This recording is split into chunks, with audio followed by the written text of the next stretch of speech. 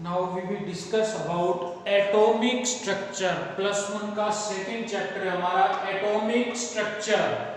और ये competition point of view से, चाहे वो नीट का एग्जाम हो, चाहे एनडीए का एग्जाम हो, चाहे नीट का एग्जाम हो, सभी पॉइंट ऑफ व्यू से इंपॉर्टेंट चैप्टर है। सबसे बड़ा और सबसे इंपॉर्टेंट चैप्टर है हमारा एटॉमिक स्ट्रक्चर, परमाणु की संरचना। तो जब भी हम परमाणु की संरचना की बात करते हैं या किसी परमाणु के बात करते हैं तो सबसे पहले हमारे माइंड में एक ही चीज आती है, 3 पार्टिकल से मिलकर बना होता है परमाणु, इलेक्ट्रॉन, प्रोटॉन और न्यूट्रॉन। तो सबसे पहले हम बात कर रहे हैं इलेक्ट्रॉन। इलेक्ट्रॉन किसी परमाणु की सबसे छोटी इकाई होती है जिसपे सबसे कम चार्ज होता है और इसका मास 1/1837वां भाग हाइड्रोजन के परमाणु के द्रव्यमान के बराबर होता है। मतलब हाइड्रोजन के परमाणु का द्रव्यमान जितना है उसको अगर हम 1837 से भाग करें तो वो जो वैल्यू आएगी वो होगी 1 इलेक्ट्रॉन का मास। दूसरा है हमारा प्रोटॉन। इस पे चार्ज पॉजिटिव चार्ज होता है, धनात्मक आवेश होता है, जिसको हम लगभग इलेक्ट्रॉन के मास के बराबर लेके चलते हैं। सिर्फ अंतर इतना है, इलेक्ट्रॉन पे ऋणात्मक माइनस नेगेटिव चार्ज होता है और प्रोटॉन पे पॉजिटिव मींस धनात्मक चार्ज होता है। तीसरी चीज आती है हमारी न्यूट्रॉन। इसके ऊपर कोई चार्ज नहीं होता। तो आज हम सबसे पहले बात कर रहे हैं इलेक्ट्रॉन की, जिसकी खोज जे थॉमसन ने की थी जब उसने एक अपना एक्सपेरिमेंट किया था, जिसको हम विलियम क्रूक ने जो एक्सपेरिमेंट किया था उसकी ऑब्जर्वेशन के बेस पे जे थॉमसन ने इलेक्ट्रॉन के बारे में बताया था। तो विलियम क्रूक ने क्या किया, एक डिस्चार्ज ट्यूब एक्सपेरिमेंट किया था। इसमें उसने एक डिस्चार्ज ट्यूब ली जिसके अंदर उसने हाइड्रोजन गैस फिल कर दी और उस हाइड्रोजन गैस जो फिल की थी, इसके अंदर ये जो गैस फिल की इसका प्रेशर रखा उसने 0.01 mm ऑफ Hg। मतलब वेरी लेस अमाउंट में, बहुत कम से कम अमाउंट में जो हाइड्रोजन गैस इसमें फिल कर सकते थे उतनी उसने हाइड्रोजन गैस फिल की। यहां पे मैं क्लियर कर दूं, विलियम क्रूक एक्सपेरिमेंट जो करना चाहता था वो effect of light means cathode और एनोड में से जब इलेक्ट्रिसिटी पास होती है तो उससे क्या इफेक्ट होता है वो स्टडी करना चाहता था, ना कि effect of light on gas. Gas में से लाइट पास करते हैं तो क्या फर्क पड़ता है वो नहीं करना चाहता था।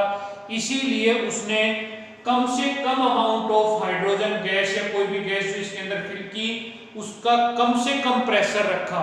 अब यहाँ पे क्वेश्चन सबके दिमाग में एक ही आ रहा होगा कि फिर इसने जब वो गैस के ऊपर लाइट का इफेक्ट स्टडी करना ही नहीं चाहता था, फिर इसने यहाँ पे गैस फिल क्यों की? तो इसका एक छोटा सा आंसर है, without any medium electricity does not pass. Means अगर कोई मीडियम नहीं है तो उसमें से इलेक्ट्रिसिटी पास नहीं हो सकती। तो जस्ट इसने इलेक्ट्रिसिटी का फ्लो करने के लिए हाइड्रोजन गैस फिल की थी एट वेरी लो प्रेशर। फिर उसने इसमें से इलेक्ट्रिसिटी पास की जिसका करंट या वोल्टेज रखी 20,000 volt means very high voltage electricity इसने हाइड्रोजन गैस में से पास की।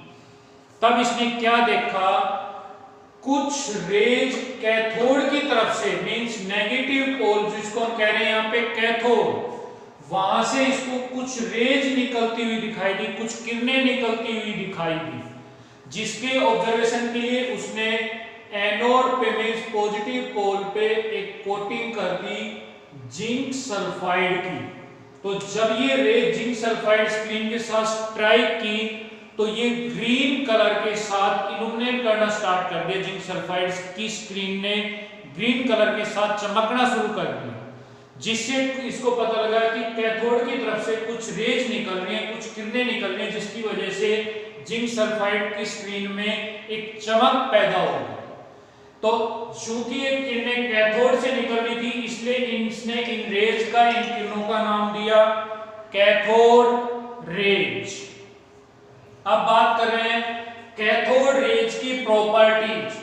तो विलियम क्रूक ने कैथोड रेज की स्टडी करके उसकी प्रॉपर्टीज बताई थी। सबसे पहली प्रॉपर्टी, कैथोड रेज के पाथ में, कैथोड रेज के बीच में उसने कोई ऑब्जेक्ट रखा, तो उसने क्या ऑब्जर्व किया कि उसके पीछे उसकी परछाई बन रही है। जैसे मान लो मैंने यहाँ पे कैथोड रेज या डेली लाइफ से एग्जांपल लेके चले, मैंने यहाँ पे कोई बल्ब ऑन किया है, टॉर्च ऑन की, उसके पाथ में मैंने यहाँ पे ऐसे हाथ रखा, हम क्या देखते हैं, इसके पीछे की तरफ इस हाथ की परछाई बनती है, जो क्या इंडिकेट करती है कि प्रकाश की किरणें, जो मैंने लाइट ऑन की, उसकी रेज स्ट्रेट लाइन में ट्रेवल करती हैं। अगर वो स्ट्रेट लाइन में ट्रेवल नहीं करती, इसके साथ स्ट्राइक करके ऐसे मूव कर जाती, बेंड कर जाती, और वो परछाई नहीं बनती।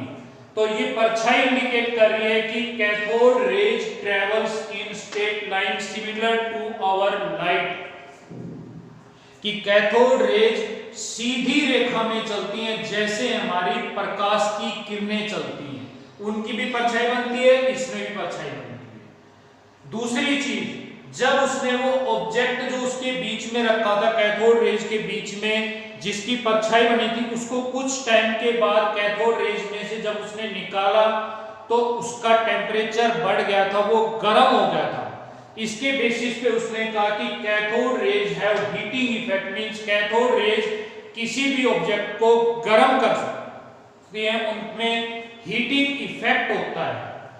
तीसरी चीज, पार्टिकल नेचर। इसने क्या किया, कैथोड रेज के बीच में कोई मूविंग ऑब्जेक्ट रख दिया, ऐसे फैन टाइप। तो कैथोड रेज जब इसके साथ स्ट्राइक की तो इसने रोटेट करना शुरू कर दिया। जैसे मेले में से बच्चे फिरकी सी लेके आते हैं, पंखा जिसके साथ हवा स्ट्राइक करके ऐसे रोटेट करने लग जाता है, उस टाइप से ही सेम इसमें हुआ कि कोई मूविंग व्हील रखा जो सेंटर से फिक्स था, और यहां से ये ऐसे मूव कर सकता था, ऐसे क्लॉकवाइज या एंटी क्लॉकवाइज। तो जब इसने कैथोड रेज के बीच में इस मूविंग व्हील को रखा तो इट स्टार्ट्स रोटेटिंग, इसने रोटेट करना स्टार्ट कर दिया, जो क्या इंडिकेट कर रहा है कि कैथोड रेज है पार्टिकल नेचर। कैथोड रेज में कोई न कोई पार्टिकल है, क्योंकि कोई पार्टिकल ही दूसरे पार्टिकल को मूव करवा सकता है। वेव या कोई लाइट दूसरे पार्टिकल को मूव नहीं करवा सकता। तो कैथोड रेज है पार्टिकल नेचर। नेक्स्ट चीज इसने क्या की, कैथोड रेज के मिड में इसने इलेक्ट्रिक फील्ड अप्लाई किया। तो इसने क्या देखा, कैथोड रेज हमारे पॉजिटिव पोल की तरफ मूव कर रही। तो ये क्या इंडिकेट करता है कि कैथोड रेज में चार्ज है, आवेश है कैथोड रेज पे, और ये पॉजिटिव पोल की तरफ मूव कर रही है, मींस इन पे नेगेटिव चार्ज है, क्योंकि यूनिवर्सल फिनोमिना है opposite charges attract each other and like charges repel each other. मतलब जो अपोजिट चार्ज है, धनात्मक ऋणात्मक आवेश को, ऋणात्मक धनात्मक आवेश को अपनी तरफ खींचता है, और लाइक चार्ज मतलब पॉजिटिव पॉजिटिव को, नेगेटिव नेगेटिव को रिपेल करता है। तो यहां से ये पॉजिटिव की तरफ मूव की थी, तो इस वजह से इसने क्या किया कि कैथोड रेज पे पॉजिटिव चार्ज है। नेक्स्ट है फ्लोरेसेंट और फॉस्फोरेसेंस। ये दोनों इल्यूमिनेशन से इफेक्ट होता है कि जब हम किसी ऑब्जेक्ट पे कोई लाइट डालते हैं या कोई ऐसी ऑब्जेक्ट जो उसको विजुलाइज करके ऐसी चीज डालते हैं, तो कुछ चीजें तो इमीडिएट अपना इफेक्ट शो कर देती हैं, कुछ डिलेड, कुछ समय के बाद उनमें चमक आती है। उन फिनोमिना को कहते हैं फ्लोरेसेंट और फॉस्फोरेसेंस। तो कैथोड रे जैसा हमने जिंक सल्फाइड स्क्रीन की बात की कि इसको इसने इल्यूमिनेट कर दिया, फ्लोरेसेंट कर दिया, कि तुरंत इसने ग्रीन कलर रिप्रेजेंट किया, तो जो क्या इंडिकेट करता है कि कैथोड रेज हैव फ्लोरेसेंट और phosphorescence property depending upon material. Material कैसा उसके अकॉर्डिंग, ये फ्लोरेसेंट या फॉस्फोरेसेंट शो करेंगे। नेक्स्ट है जो कैथोड रेज इनमें निकल रही है, अगर यहाँ पे जो इसमें हाइड्रोजन गैस फिल की स्टार्टिंग में, अगर इसकी जगह पे ये ऑक्सीजन, नाइट्रोजन, कार्बन डाइऑक्साइड या और भी कोई गैस इसके अंदर फिल करता है, तो उससे कैथोड रेज की प्रॉपर्टीज पे, उसकी नेचर पे कोई फर्क नहीं पड़ता। मतलब cathode rays are independent of nature of gas और इलेक्ट्रोड्स, मींस जिसके थ्रू इलेक्ट्रिसिटी पास कर रहे हैं उसकी नेचर, वो क्या मटेरियल है, उससे कोई फर्क नहीं पड़ता। कौन सी गैस फिल की है उससे कोई फर्क नहीं पड़ता। कैथोड रेज की जो नेचर है, जो प्रॉपर्टीज हैं, वो सेम आएंगी। जिसको इसने स्टडी किया है E/m, चार्ज बाय मास की रेशियो, E से चार्ज, m से मास। तो डिफरेंट गैसेस के केस में इसने चार्ज अपॉन मास की रेशियो कैलकुलेट करके देखी, जो कि 100% सेम आ रही थी, चाहे कोई भी गैस इसमें फिल कर लो। तो यहां से इसने प्रूव किया कि जो हमारी कैथोड रेज है वो कोई भी गैस फिल करके उसके इंडिपेंडेंट होती है। तो ये प्रॉपर्टीज कैथोड रेज की, जो बाद में जे थॉमसन ने कहा कि ये प्रॉपर्टी सिमिलर टू इलेक्ट्रॉन्स है, तो उसने इसके बेसिस पे कहा कि cathode rays are nothing but These are beam of electrons. Cathode rays electron की बीम है, तो ये सारी प्रॉपर्टीज इलेक्ट्रॉन की बीम की होती, मींस इलेक्ट्रॉन की प्रॉपर्टीज होती। इलेक्ट्रॉन को एक स्पीड से मूव करवाएं तो वो भी सेम प्रॉपर्टी शो करेगा। और इन सब के बेसिस पे उसने जे थॉमसन ने 1897 में चार्ज अपॉन मास की रेशियो कैलकुलेट की by deflection under the measuring the deflection under the influence of electric and magnetic field। Electric और मैग्नेटिक फील्ड के में डिफ्लेक्शन करके, मींस कैथोड रेज में जो इलेक्ट्रिक और मैग्नेटिक फील्ड फ्लो किया, इससे डिफ्लेक्शन की स्टडीज के बेसिस पे 1897 में जे थॉमसन ने चार्ज अपॉन मास की रेशियो कैलकुलेट की इलेक्ट्रॉन की।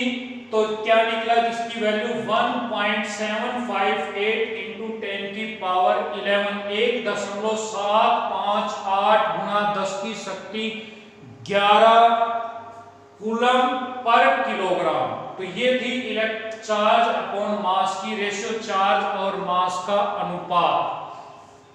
फिर उसने निकाला इलेक्ट्रॉन का चार्ज, जो कि R.A. मिलिकन ने मेजर किया था 1909 में by oil drop Millikan experiment, कि एक ऑयल की ड्रॉप ली, उसके ऊपर उसको चार्ज किया, तो उस पे जो इलेक्ट्रॉन्स आए उन इलेक्ट्रॉन से इसने चार्ज कैलकुलेट किया था, जिसकी वैल्यू आई थी 1.602 into 10 की पावर -19। तो इलेक्ट्रॉन पे चार्ज हो गया हमारा 1.602 गुना 10 की शक्ति -19 कूलम।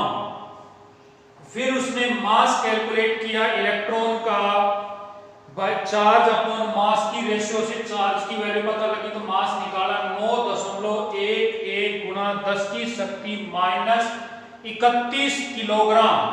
और अगर हम AMU की टर्म में यूनिट लेके चले तो 0.00054886 यूनिट, ये हमारा इलेक्ट्रॉन का मास आ गया और ये आ गया इलेक्ट्रॉन का चार्ज। तो ये सारी प्रॉपर्टी हमें किसकी एक्सप्लेन कर रही है। पहला सब एटॉमिक पार्टिकल जो हमने डिस्कस किया, इलेक्ट्रॉन।